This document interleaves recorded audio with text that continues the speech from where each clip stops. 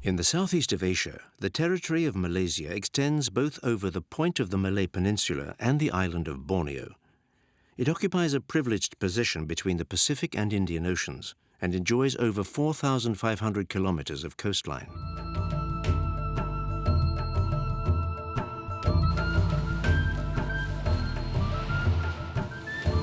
The country has a constantly warm and humid equatorial climate. Malaysia is recognized as an area of biological megadiversity by reason of the richness of its flora and fauna. Only about 20 countries have this status.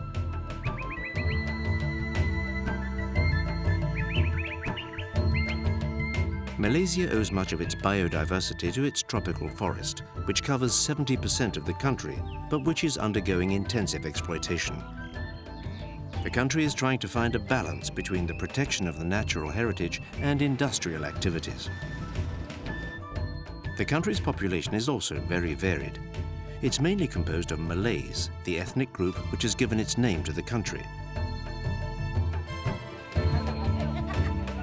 But to that must be added a quarter of citizens of Chinese origin and many of mixed ethnicity. A human patchwork enriched by very many ethnic minorities, every one attached to its language and ancestral traditions.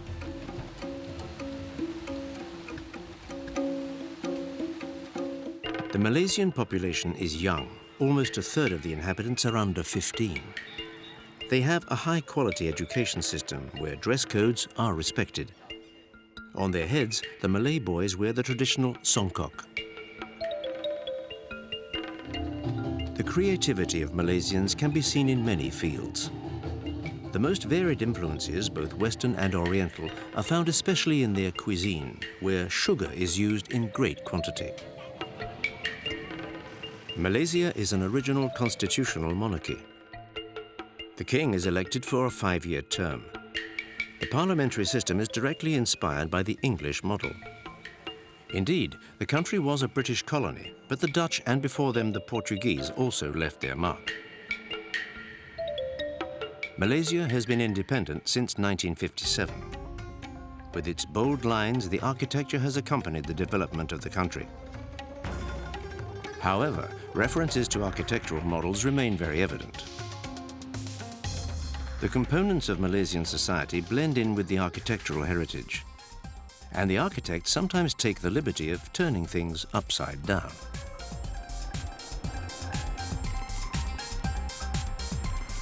Concrete buildings have replaced many traditional wooden structures. Colonial architecture finds it hard to resist the pressures of a population that has increased 5-fold in 50 years. Islam is the official religion. Imported by Arab and Indian traders, it developed from the 15th century on.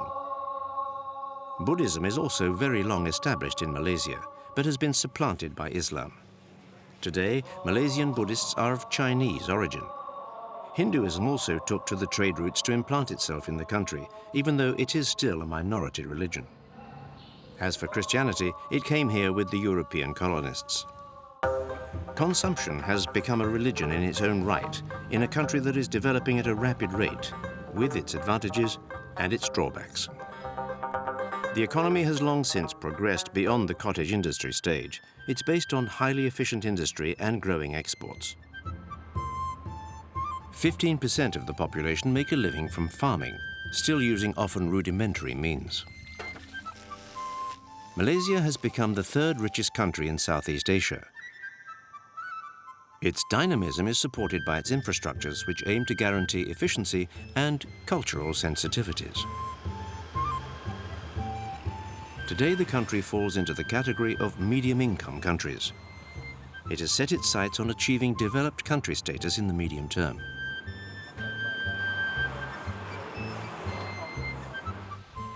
Tourism is one of Malaysia's economic development axes.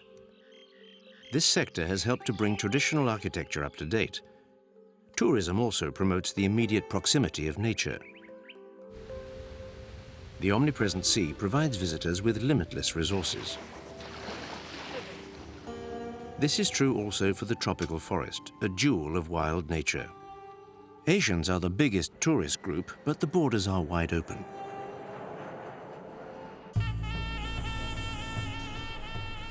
Having emerged from the jungle, Kuala Lumpur is today the capital of the country.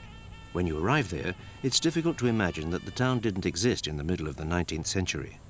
Thanks to its terrific growth, the town has mushroomed. And yet, despite the expansion, the town has preserved its human dimension and a remarkable architectural heritage. Kuala Lumpur was lucky to have been chosen as the capital by the English. The British colonists endowed it with stunning buildings that blended Victorian and Moorish styles.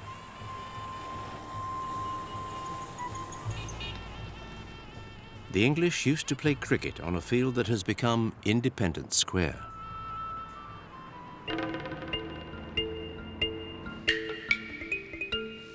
Kuala Lumpur is a very green town, and in some places is even rural. English influence is also very clear.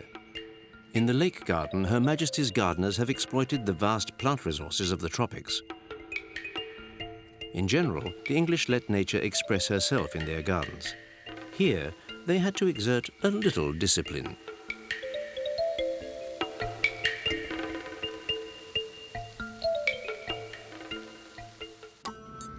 Creation spills over from the gardens as far as the National Theatre. Designed by a Malaysian architect, the building blends into an environment entirely devoted to art. Between mineral and vegetable, there is a fine line. Nature and sculpture come together through their shapes and their materials.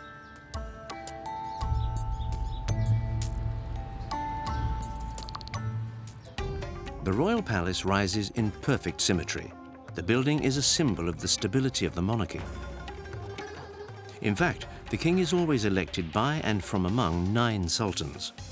This system was designed to satisfy the 9 candidates for the throne at the time of independence. Masjid Negara is another symbol. It's the national mosque. The building was designed by Le Corbusier. The famous architect applied his principles in agreement with the nation's Islam. Daud Abdul Qadir. Practicing a moderate brand of Islam. For example, there are some countries where they enforce strict segregation between the male and females. Whilst in our case, in Malaysia, we do not adopt that practice. Male and female freely mix. There is no physical segregation. The Buddhist temple of Tianhu is dedicated to the goddess of paradise. It was built in the 1980s.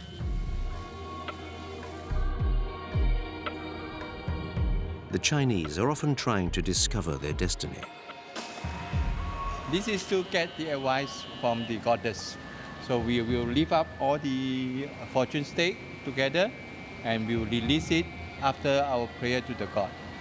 All right, when we release, the one that bounces up the highest will be the advice from her.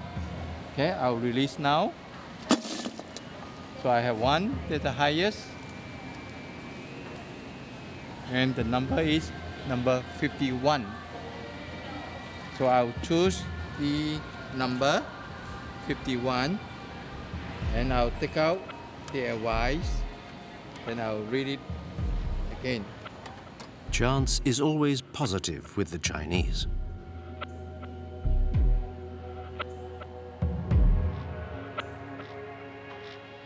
The Petronas Towers were at one time the tallest in the world. They are each made up of 5 sections which refer to the 5 pillars of Islam. The building is the headquarters of the National Petroleum Company, but it represents so much more. Mohammed Sohelmi is an architect. It is a symbol that shows the capability of the nation, and Malaysia actually have the technology to build the tallest building in the world. So it is an icon to make the country proud, and I think up to date, people are still proud of KLCC. At the beginning, the town was set up at the confluence of 2 rivers. In the oldest quarter of Kuala Lumpur, they're trying to save the facades that are threatened by the climate and the developers. But is it not too late?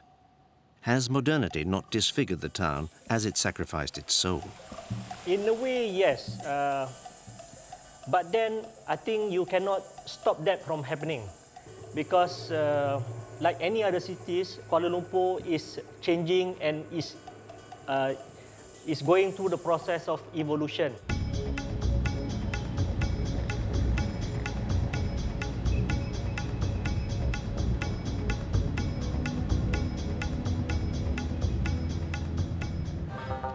Built in the Art Deco style, the Central Market is a true vestige of the past. It contains dozens of boutiques and workshops where many craftsmen work. The Central Market opened its doors in 1936. All cultures can be found there. Among the innumerable stalls, two materials infallibly attract attention. Silver, often superbly wrought, and even more so, pewter, which has made the country's fortune. Malaysia has produced up to 60% of the world's pewter.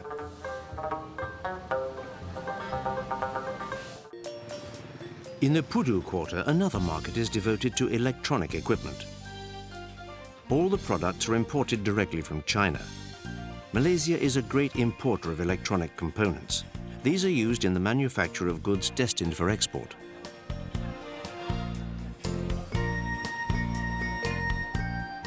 Most commercial activities in Malaysia are controlled by the Chinese. Their skills in this field are long established. Their natural talents for trade were recognized by the Europeans as far back as the 16th century.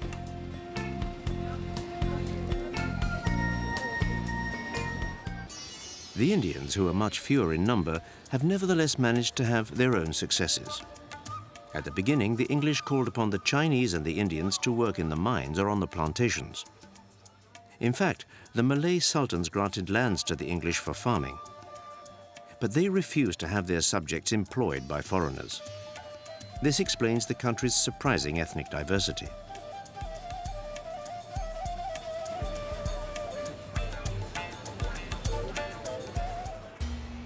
Not all convictions are sacrificed on the altar of commerce. The precepts of their religion are respected by Malaysian Muslims. Even though it is a moderate form of Islam here, women wear the hijab, which leaves the face uncovered.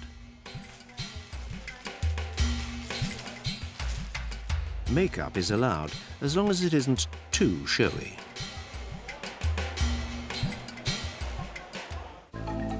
Malaysians have a taste for beauty, as their craftwork shows. Batik is a special technique for painting on cloth and produces very sophisticated shades of color. It's a refined and ancient art. Tropical wood is an ideal material for artistic creation, and there is no lack of sources of inspiration. Inspired by the features of the face, sculptor Zorala bin Silin has one speciality, the nose, or rather noses. My nose generation is different from Western nose, different from Caribbean nose, different from Roman nose, and different from Arabic nose. The nose which I did here is to tell that a generation belongs to everybody in the world. The nose, a universal subject.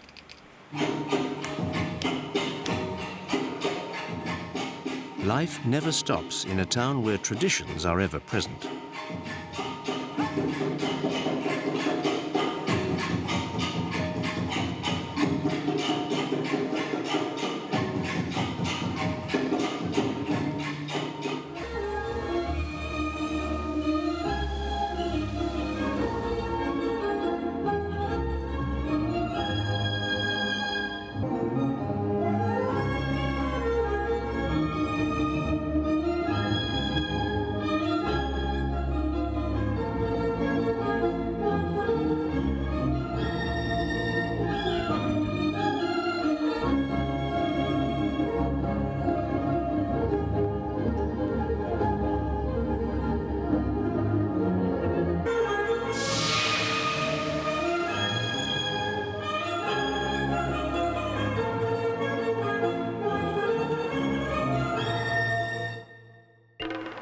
To the south of Kuala Lumpur, Putrajaya has become the administrative capital of the country. Governmental services have moved to a new town almost entirely made up of office buildings.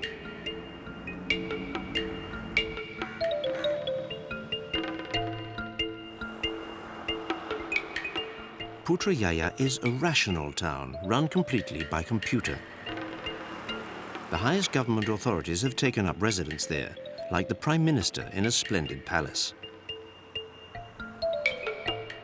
With its pink granite cupola, the Putra Mosque can hold 15,000 worshippers. Quite clearly, town planners had grand ideas when they designed the capital of the future.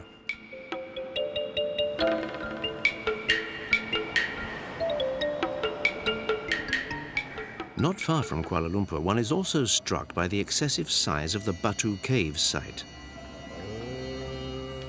At the entrance stands an immense statue of the god Murugan, the war god of the Tamil Hindus. A monumental staircase rises up the rock face.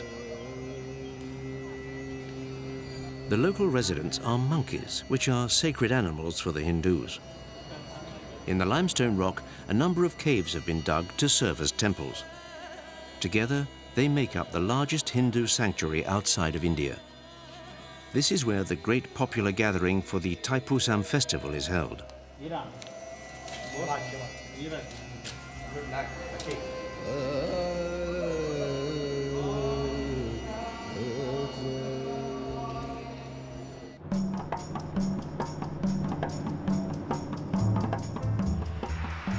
In the southwest of the Malay Peninsula lies Malacca. The town made a very early appearance in the history of the country. It attracted a great deal of interest at a time when Kuala Lumpur was still nothing more than a swamp.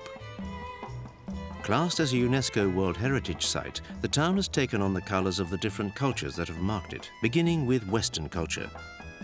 The first Europeans arrived in Malacca in the beginning of the 16th century. They were the Portuguese. The town marks one of the farthest points of Portuguese expansion in the Indian Ocean. The Portuguese stayed here for more than a century.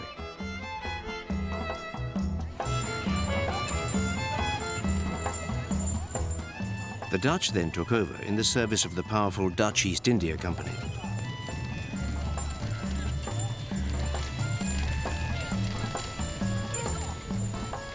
At the beginning of the 19th century, the Dutch handed Malacca over to the English in an exchange of Indonesian territories. The English left an indelible mark on the town. Bitter negotiations between the two maritime superpowers finally ended in agreement. Nazari Ahmad is the town's director of culture.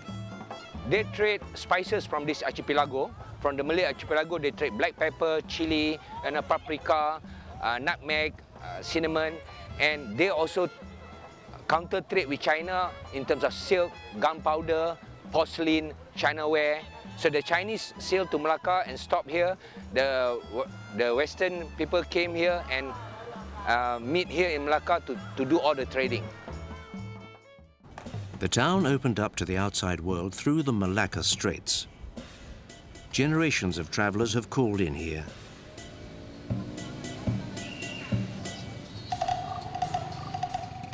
In Yonker Street, globetrotters used to meet up here during the hippie years.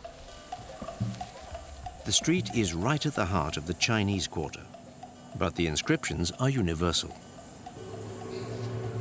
Many artists and craftsmen have premises here.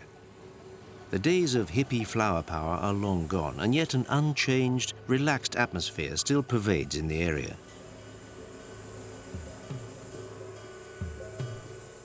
Artifacts are still made according to traditional methods, like the parang, the Malaysian machete. This parang is for working in the fields.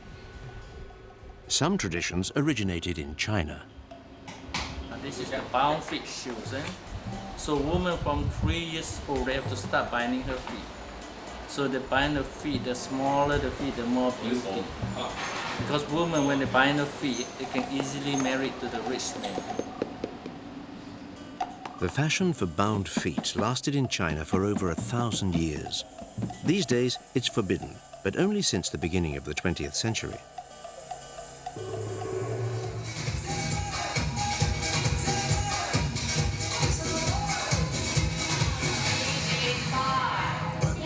In the evening, the night market brings a fairground atmosphere to Yonkers Street.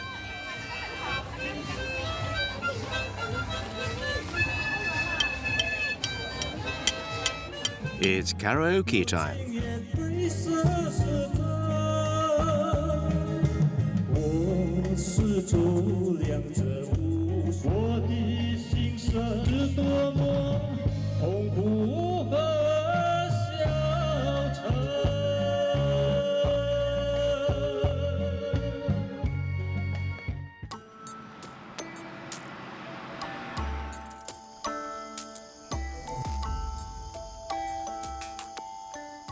Malaysia was formerly the world leader in natural rubber production.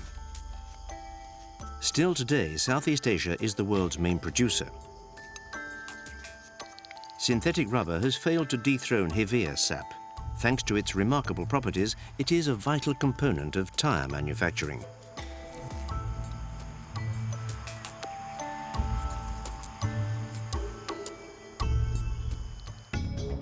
Palm oil spearheads the country's economy. Malaysia is currently the world's second largest producer of palm oil.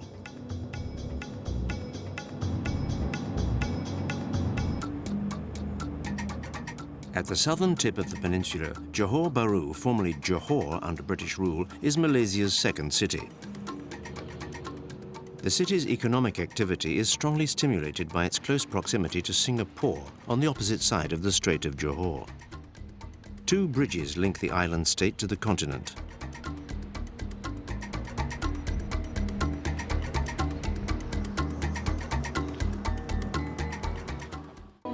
In the center of Johor Bahru, British colonial influence is still quite plain to see, even in the heart of the Chinese Quarter. It is a cultural melting pot, juxtaposing church towers with mosque minarets.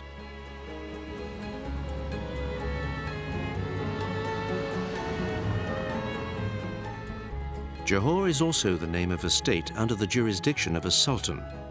Malaysia is in fact a federation made up of 13 such states. The city benefits greatly from the prosperity of Singapore, one of the world's richest countries. Doors open for Singaporeans and their significant purchasing power. A multitude of duty-free shopping centres entices them across the border.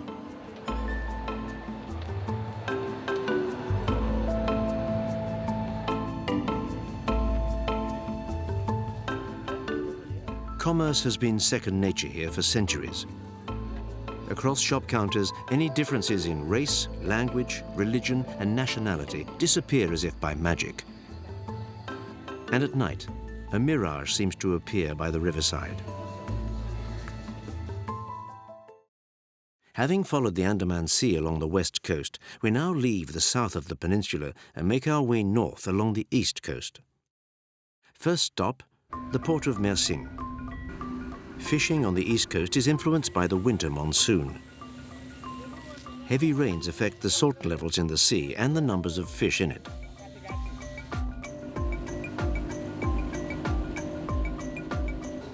The east coast is washed by the South China Sea.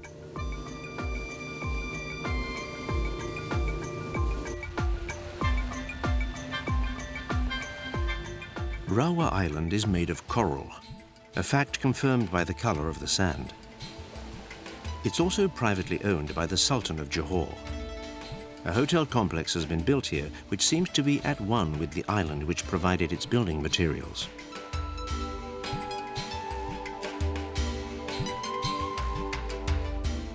The virtually unspoiled tropical natural environment is one of the island's great assets. But isolation also has its downside. Aziz Othman is responsible for the stewardship of the island. We have, at the beginning of in 1972, it started, the resort has been developed. But then it was only a coconut plantation. So we have been working very hard to develop the island. We have no water here, which we have to buy from Malay. Water has to come from the mainland, and electricity is provided by generators.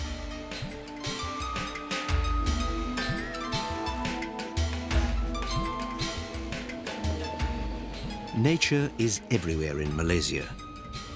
It is easily approached as long as it is treated with respect.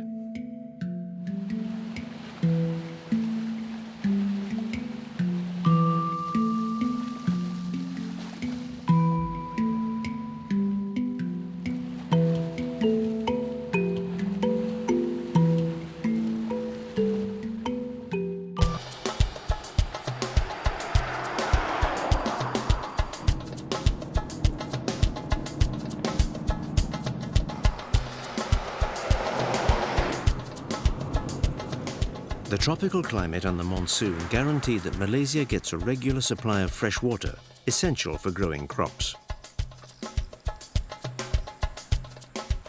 Prawn farming relies on machines that oxygenate the seawater.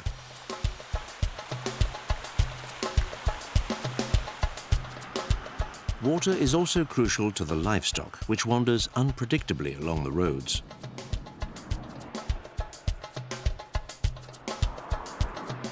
There is no shortage of fresh water in Malaysia. Nevertheless, it is still purified, recycled, and used sparingly. Still on the east coast is the town of Kuantan, in a region heavily influenced by Islamic values. There are many mosques in this city of 500,000 people.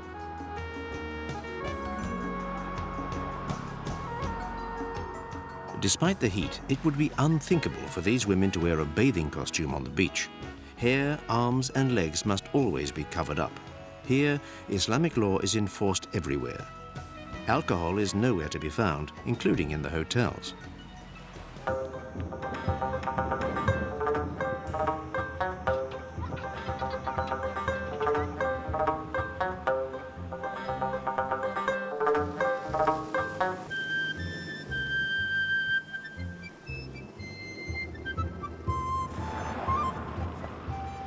All along the road are dozens of stalls reliant on passing trade. These are the best places to try local specialities that you will not find anywhere else.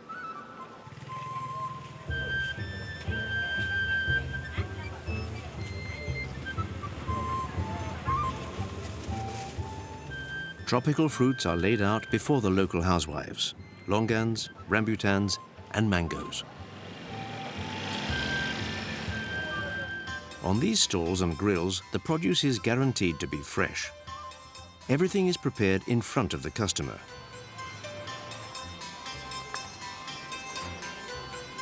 Keropek lekor is a kind of sausage rolled up in a fish or shrimp dough. For lemang, bamboo stems are used to cook sticky rice mixed with coconut milk. Oil and gas have been among the country's resources since the 1970s. The principal reserves are offshore, notably here on the east coast. At first sight, fossil fuel production doesn't seem to have had a detrimental effect on the lives of the locals.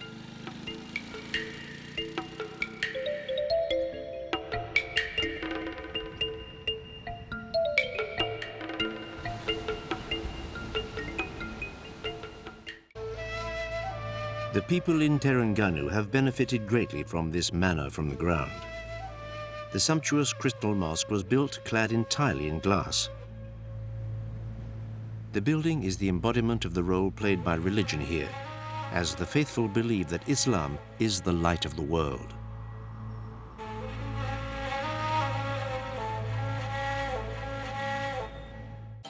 The light reveals the glassworker's craftsmanship. He plays with fire to capture the glass's movement and freeze it in time.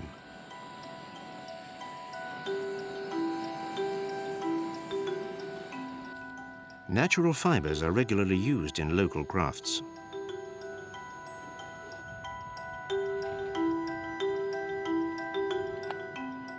Some crafts are particularly complex.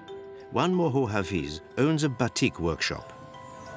They will boil the wax until it will melt and it will become a liquid.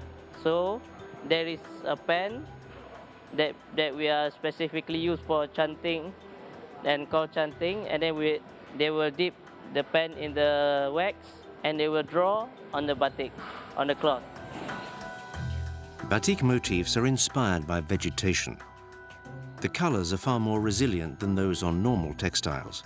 In fact, the cloth is completely immersed in the dye.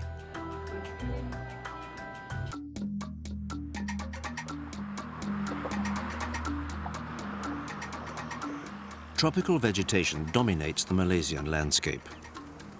Paddy fields abound, but the country does not produce enough rice to be self-sufficient.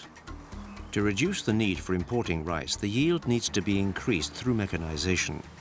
but the problem is exacerbated by population growth.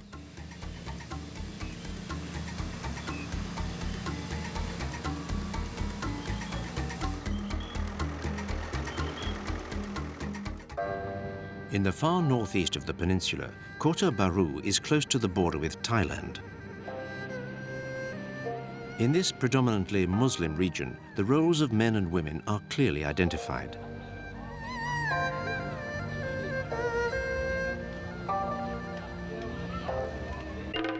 In the town's main market, the women have pride of place among the fruit and vegetables. Most of the stalls are run by women. This is a very different setup to what one would find in Arab markets, exclusively run by men.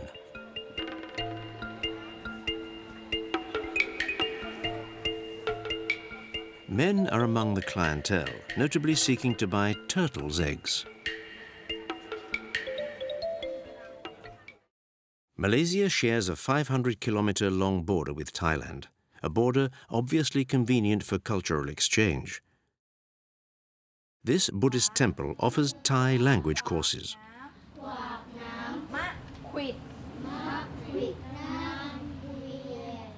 Cultural diversity is a mainstay of Malaysian society.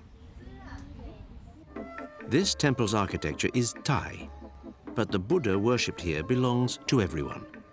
Buddha can adopt a variety of different postures. He can be depicted standing or often sitting in the lotus position. He might even be lying down. Dance is Thailand's ambassador in Malaysia.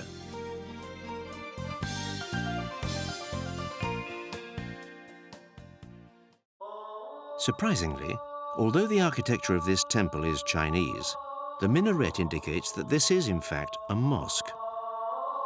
This is the Peking Mosque. Enter inside and enter into the Muslim world.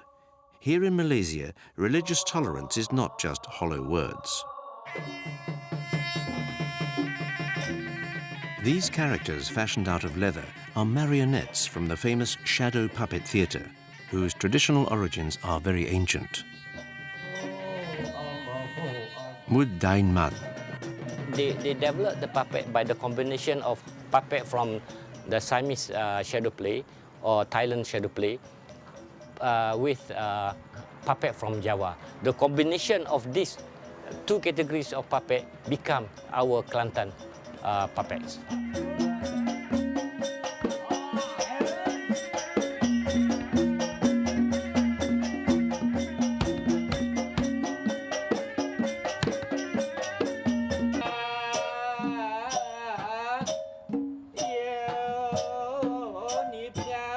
Jadi beginilah pengasuh. Amo keluar naik jadah bala bersifat aguni pengasuh.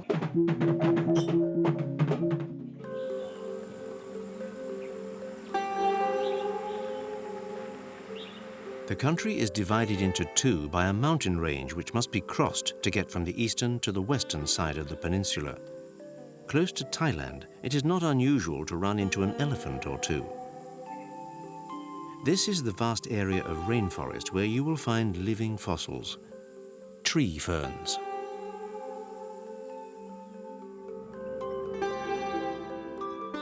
Lake Temengor is an artificial lake where treetops still emerge from the surface of the water. Along the road, a wedding celebration.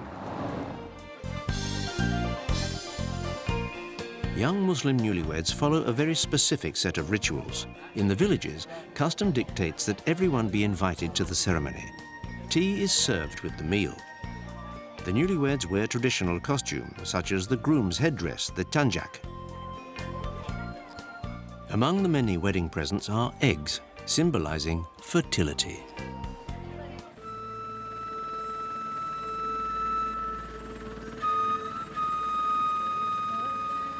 In the middle of the Andaman Sea, the Langkawi archipelago consists of over 100 islands and has a unique geological heritage. It is one of UNESCO's geoparks. The Kilim River, with its impenetrable mangrove swamp, is part of a rich ecosystem, dominated by dozens of sea eagles. In fact, Langkawi means red-brown eagle. Herun Musa. The species of eagle we can find in the mangrove, namely the Brahminic kite and the white-bellied sea eagle. The Brahminic kite is symbolic of the Langkawi island, or the Langkawi name. Up to 16 to 20 different species of eagle.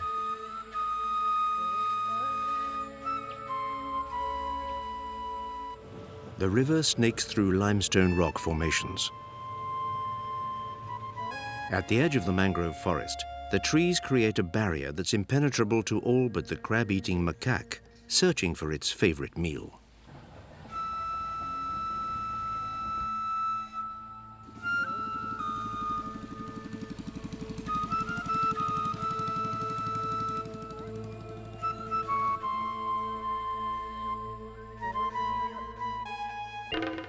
From out of nowhere, suddenly appears a langur, a black monkey with white-rimmed eyes.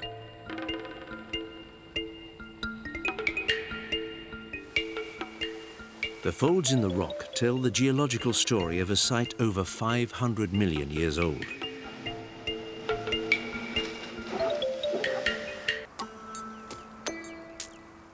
The main challenge for a geopark is to make nature accessible to the public while still protecting it. From the high ground, you can see into Thailand.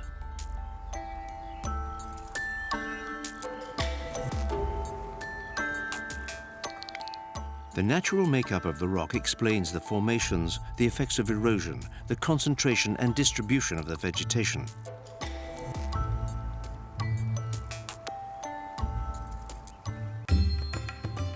Now we head south on the Andaman Sea towards Penang.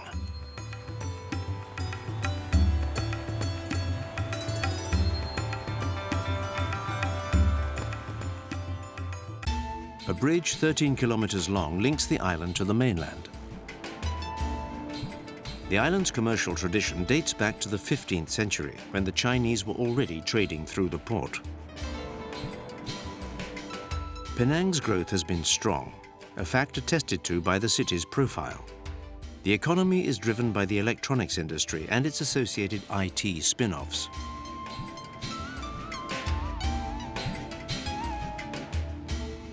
There is a huge discrepancy between the modern skyline and the ancient houses built on stilts. It was 19th century Chinese migrants who built the Chu Jetty wooden houses. They worked at the port and needed to live close by. And little by little, their families joined them.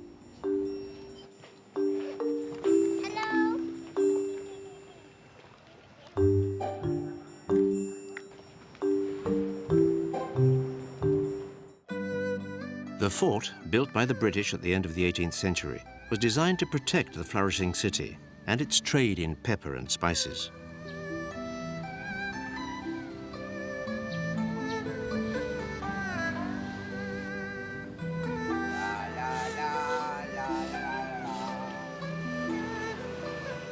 The Chinese form the majority in Penang, which is also the country's most densely populated state.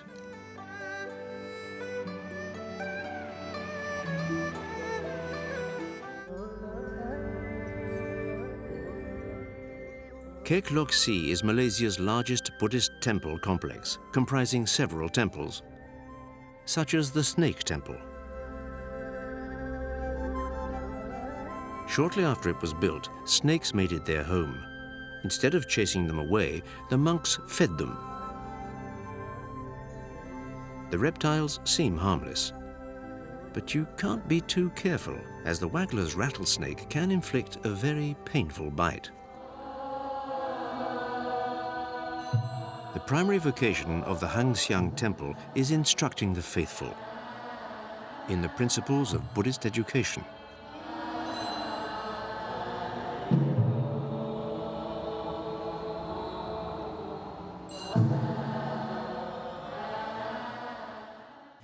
Georgetown is the state capital.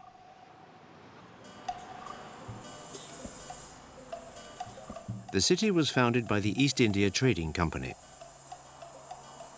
The historic town centre has been designated a UNESCO World Heritage Site. The Chinese community celebrates the 9 emperor gods. The celebration lasts 9 days.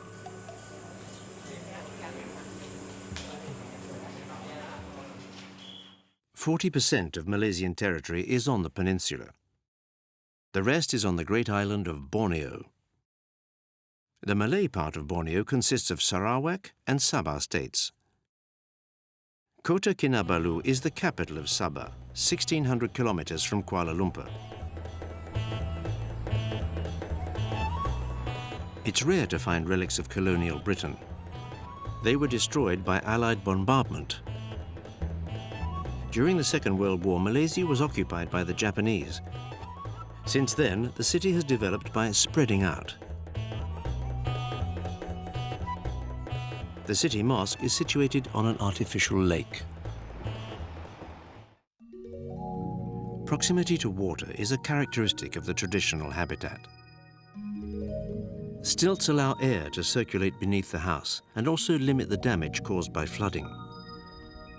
This is a perfect way to adapt to the climate. Ventilation is essential because of the extreme heat and humidity. Sabah is known as the land beneath the wind because it is in the path of Pacific Ocean cyclones. Tunku Abdul Rahman National Park offers a wonderful opportunity to relax. This marine park consists of 5 highly protected islands. They were originally part of Borneo before the rising waters at the end of the Ice Age separated them from the main island.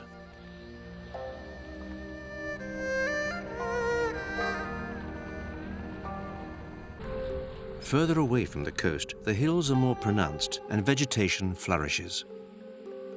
There are more plant species here than in Europe and North America combined. The region is dominated by Mount Kinabalu, the country's highest peak.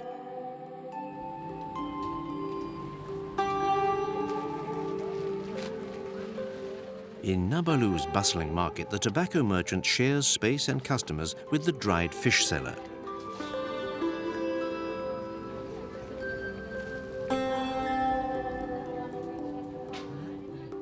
Small traders try to attract attention with free samples.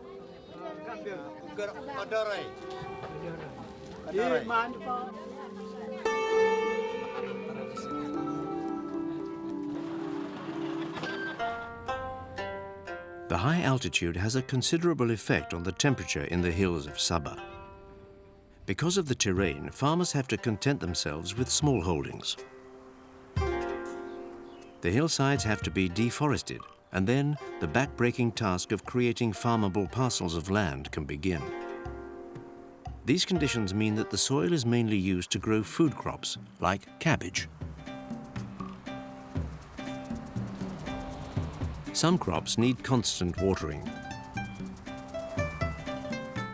Others can make do with rain from any passing clouds.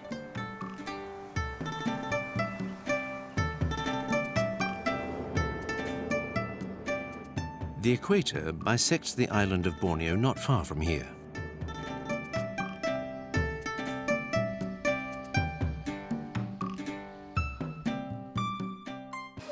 The heat and humidity are favorable factors in Kinabalu Park's natural fecundity. The park has remarkable biodiversity. 1/2 of all flowering plant families grow here. And the park also has several hot water springs.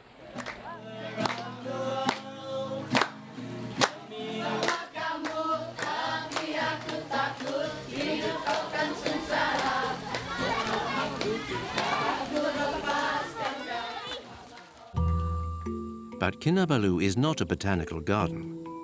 Virtually all the park is covered by wild flora and fauna. Among its most spectacular specimens is the world's biggest flower, the Rafflesia.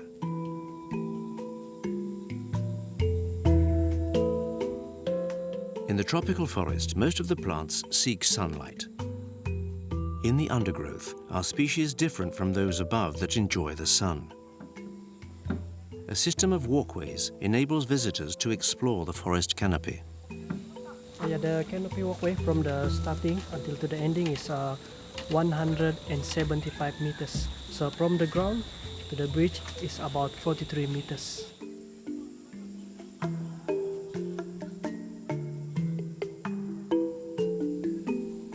Several plant species are endemic here. They grow in a park which spans 6 different plant zones.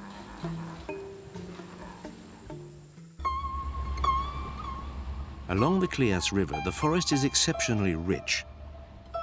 Along its banks, you may spot the remarkable proboscis monkey. This big-nosed monkey is only to be found on Borneo. But the island has many species. Proboscis monkey, sometimes if we are lucky, we can see the long-tailed macaque. And sometimes the silver leaf monkey we can see around here. But usually the proboscis monkey we can see here. Borneo has a remarkable biodiversity. In the last 20 years, 600 previously unknown species have been discovered here. Just a single tree can harbour 1,000 varieties of insect. The island is teeming with remarkable life forms.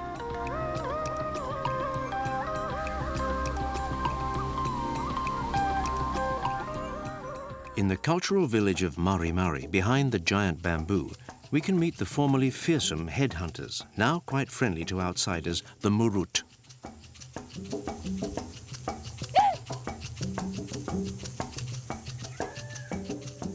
Around 30 ethnic groups live on Sabah. The Murut are one of these and share their way of life with visitors, for example, demonstrating how to make rice wine.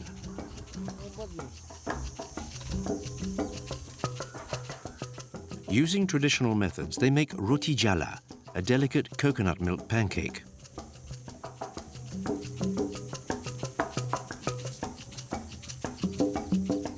The wood is rubbed vigorously until it catches fire. This technique is a lot older than just striking a match.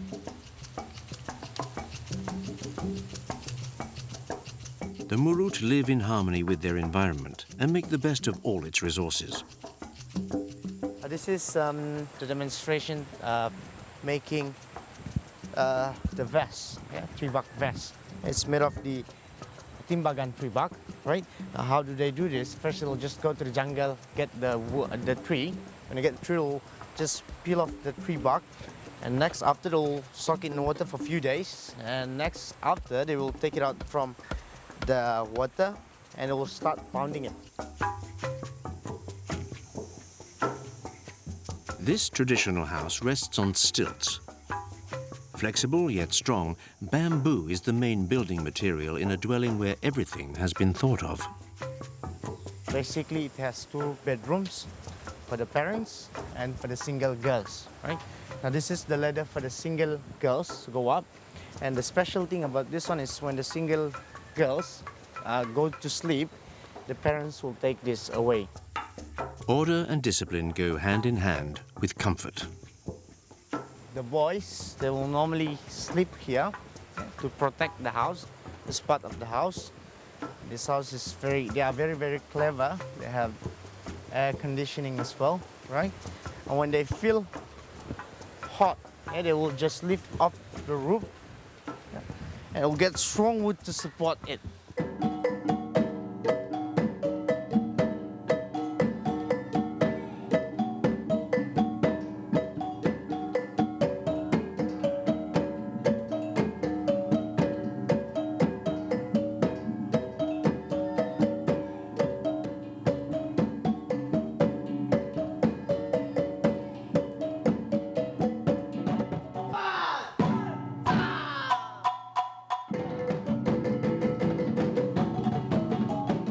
Exercise and leisure are provided by a lansaran, a kind of trampoline which enables the player to jump to reach a target hung from the ceiling.